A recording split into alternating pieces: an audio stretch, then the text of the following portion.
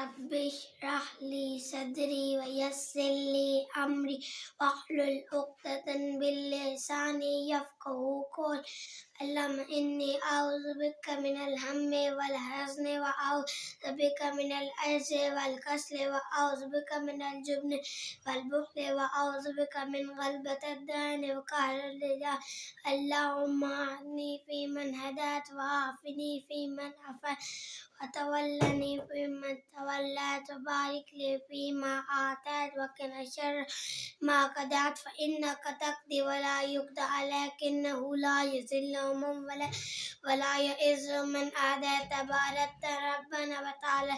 الحمد لله الذي كفاني وأواني، الحمد لله الذي أطعمني وسقاني، الحمد لله الذي من علي وأفضل. اللهم إني أسألك بعزتك أن تنجيني من النار. ربنا لا تزغ قلوبنا بعد إذ هديتنا وهب لنا من لدنك رحمة إنك أنت الوهاب.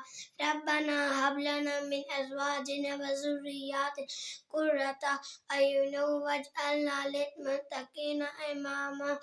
اللهم اجعلنا من النار. ربنا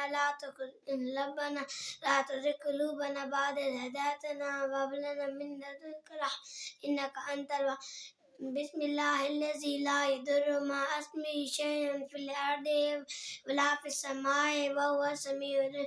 الحمد لله الذي أحيانا بعدما أماتنا وإليه النشور. لا إله إلا الله وحده لا شريك له أحد الصمد لم يلد ولم يولد ولم يكن له كفوا أحد. اللهم باعد بيني وبين خطاياي كما ينقى الثوب الأبيض من الدنس. حمدا كثيرا طيبا مباركا فيه.